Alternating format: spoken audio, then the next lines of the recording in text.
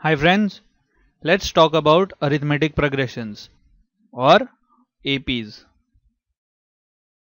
ये बहुत ही interesting topic है क्योंकि हमें बहुत सारे एग्जाम्पल्स दिखते हैं हमारी डेली लाइफ में जिसमें कोई ना कोई पैटर्न हम ऑब्जर्व कर सकते हैं। फॉर एग्जाम्पल, अगर एक लड़का था चंदू जिसने फर्स्ट डे 1000 रुपीज़ डिपॉजिट किए एक बैंक अकाउंट में और उसने डिसाइड किया कि हर महीने वो 100 रुपये उस अकाउंट में डिपॉजिट करता जाएगा। तो सेकेंड मंथ में उसके पास 1000 प्लस 100 1100 रुपीज़ थे। फिर थर्ड मंथ में उसने फिर से 100 रुपीज़ और डिपॉजिट किए और उसके पास 1200 रुपीज़ हो गए। फिर से उसने 100 रुपीज़ डिपॉजिट किए और उसके पास 1300 रुपीज़ हो गए उस अकाउंट में, और ये चलता रहा। एक और एग्जाम्पल देखते हैं। अगर मुझे मेरे फ्रेंड ने एक दिन 18 चॉकलेट्स दिए और मैंने डिसाइड किया मैं उन्हें नहीं खाऊंगा अभी और उन्हें एक कबर्ड में रख दिया। नेक्स्ट डे जब मैं जाके चेक करता हूँ तो ऑलरेडी उसमें से 3 चॉकलेट्स गायब हैं और मेरे पास सिर्फ 15 चॉकलेट्स बचे हैं। फिर थर्ड डे मैं फिर चेक करता हूँ तो मेरे पास ओनली 12 चॉकलेट्स बचे हैं। फिर फोर्थ डे पे 9 ही चॉकलेट्स रह गए थे और फिफ्थ डे पे 6 ही चॉकलेट्स रह गए थे। तो हम ऑब्जर्व कर सकते हैं कि दूसरे दिन पहले दिन से 3 चॉकलेट्स कम थे, तीसरे दिन दूसरे दिन से 3 चॉकलेट्स कम थे और सिमिलरली चौथे दिन तीसरे दिन से 3 चॉकलेट्स कम थे। अगर हम अच्छे से देखें, जो पहले एग्जाम्पल में हर मंथ एक कांस्टेंट नंबर 100 ऐड हो रहा था और सेकेंड एग्जाम्पल में हर दिन एक कांस्टेंट नंबर ऑफ चॉकलेट्स खत्म होती जा रही थी। तो कोई भी ऐसा पैटर्न जहां पे एक कांस्टेंट नंबर ऐड या सब्ट्रैक्ट होता है to get the next number, हम उस पैटर्न को अरिथमेटिक प्रोग्रेशन बोलते हैं। इसका मतलब है नेक्स्ट टर्म पाने के लिए अगर मैं प्रीवियस टर्म में एक कांस्टेंट नंबर ऐड करूं या सब्ट्रैक्ट करूं तो ऐसा सीरीज या ऐसा पैटर्न एपी कहलाएगा। एग्जाम्पल एक और देखते हैं। सपोज करते हैं किसी भी सीरीज का पहला टर्म है 2 और जो कांस्टेंट नंबर मैं ऐड करने वाला हूं वो है 3 ऐड करूंगा मैं, तो सेकेंड टर्म क्या बनेगा? 2 + 3 5। थर्ड टर्म क्या बनेगा? 5 + 3 8। फोर्थ टर्म क्या बनेगा? 3 + 8 और 11। हम देख रहे हैं कि ये एक इंक्रीजिंग सीरीज है। ये इंक्रीज इसलिए हो रही है क्योंकि जो कांस्टेंट सम हम ऐड कर रहे हैं वो पॉजिटिव है। जो कांस्टेंट नंबर है प्रीवियस टर्म में ऐड किया जाता है या सब्ट्रैक्ट किया जाता है to get the next term, उसको हम बोलते हैं कॉमन डिफरेंस, और इसको हम प्यार से स्मॉल डी से रिप्रेजेंट करते हैं। और जो फर्स्ट टर्म होता है किसी भी अरिथमेटिक प्रोग्रेशन का फर्स्ट टर्म, उसको भी हम प्यार से स्मॉल ए से रिप्रेजेंट करते हैं। तो अब ये जो कॉमन डिफरेंस है ये या तो पॉजिटिव हो सकता है, ये नेगेटिव भी हो सकता है, या फिर ये 0 हो सकता है। इसके एग्जाम्पल्स देख लेते हैं।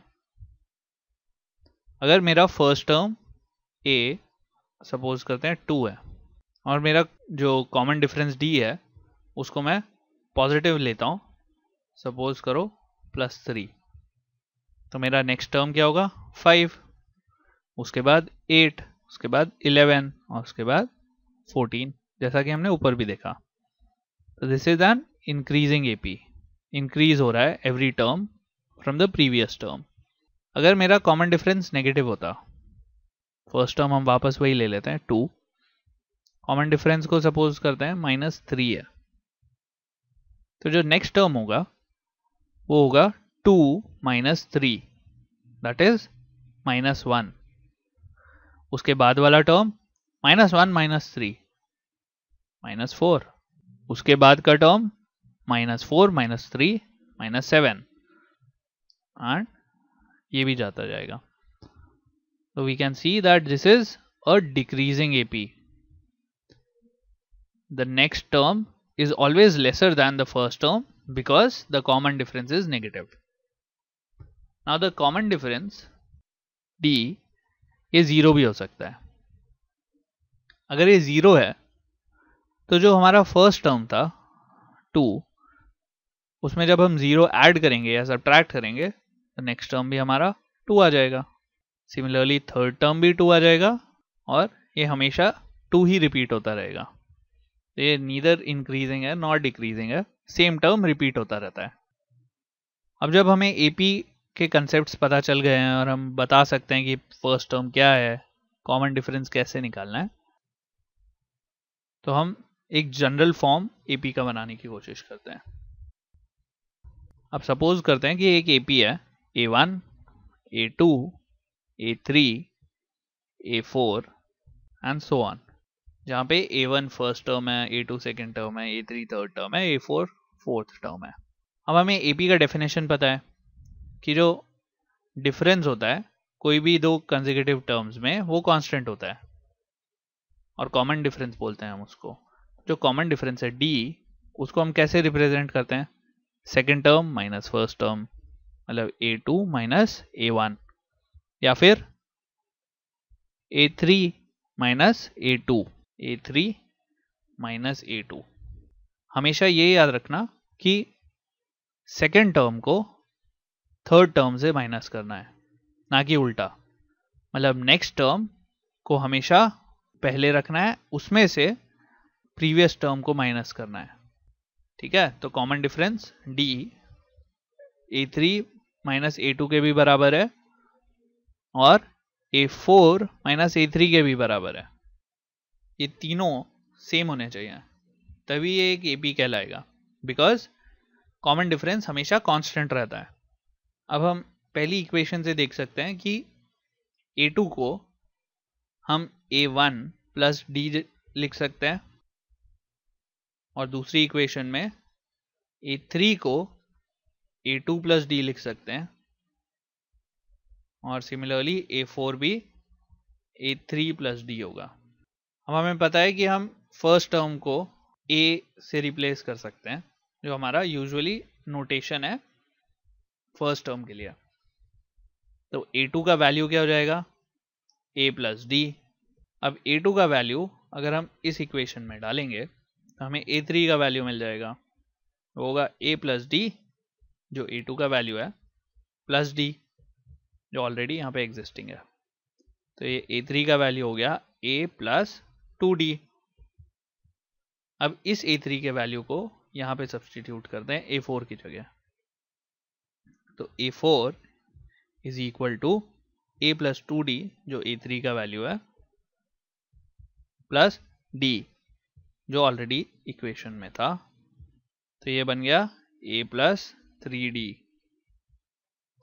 तो हम इससे जनरल फॉर्म निकाल सकते हैं AP का. इसका मतलब है कि अगर फर्स्ट टर्म हमारा A है और कॉमन डिफरेंस हमारा D है, तो कोई भी AP को हम लिख सकते हैं इस फॉर्म में. A first term, second term क्या था? A2 और A2 का वैल्यू क्या है? A plus D. Third term क्या है? A plus 2D. और सिमिलरली फोर्थ टर्म क्या है? A plus 3D. तो fourth term A plus 3D है, third term A plus 2D है, फिफ्थ टर्म क्या होगा? A plus 4D and so on. ये जो चीज इस बॉक्स में लिखी है इसको हम बोलते हैं जनरल फॉर्म. ओके, जहां पे A फर्स्ट टर्म है और D कॉमन डिफरेंस है. तो अगर हमें कोई भी AP गिवन है तो हम उसका कॉमन डिफरेंस और फर्स्ट टर्म बता सकते हैं क्या? सपोज करते हैं हमें AP गिवन है 5, 3, 1, -1 एंड सो ऑन. अब फर्स्ट टर्म बताना तो बहुत सिंपल है, ये फर्स्ट टर्म है ना. अब कॉमन डिफरेंस जो है D, वो कैसे निकालते हैं? वो निकालेंगे second term minus first term से. हमेशा पहले वाला टर्म बाद वाले टर्म से सब्ट्रैक्ट करना है। तो 3 माइनस 5 ना कि 5 माइनस 3। 3 माइनस 5 कितना होता है? -2। और हमेशा अच्छी बात यह है कि हमें चेक कर लेना चाहिए कि third term minus second term भी इसके बराबर है कि नहीं, नहीं तो फिर ये एपी नहीं रहेगा। तो वो भी चेक कर लेते हैं। तो अब हम लिखेंगे 1 माइनस 3, बाद वाला टर्म माइनस पहले वाला टर्म, 1 माइनस 3 वो भी -2 है। और अगर फोर्थ और थर्ड को भी चेक करें तो -1 -1 वो कितना आएगा? -2। तो कॉमन डिफरेंस कांस्टेंट है, तो ये है डी का वैल्यू है -2 इस एग्जांपल में। ये था कि अगर एपी गिवन हो और हमें फर्स्ट टर्म और कॉमन डिफरेंस निकालना हो। अगर हमें कॉमन डिफरेंस और फर्स्ट टर्म ही गिवन हो, अगर हमें ए गिवन है सपोज 4 और हमें कॉमन डिफरेंस गिवन है 3, तो हम एपी बता सकते हैं। एपी के सारे टर्म्स बता सकते हैं एक्चुअली। तो पहला टर्म होगा 4, उसके बाद वाला टर्म होगा 4 + 3 7, उसके बाद वाला टर्म होगा 10, उसके बाद वाला 13 एंड सो ऑन। तो हम कोई भी टर्म बता सकते हैं अगर हमें ए पता है और डी पता है। तो एपी का कोई भी टर्म बताने के लिए हमें दो चीज़ों का पता होना ज़रूरी है, ए और डी, फर्स्ट टर्म और कॉमन डिफरेंस। अगले वीडियो में हम देखेंगे कि किसी भी एपी का nth टर्म कैसे निकालते हैं और उसके लिए क्या प्रोसीजर है। बाय।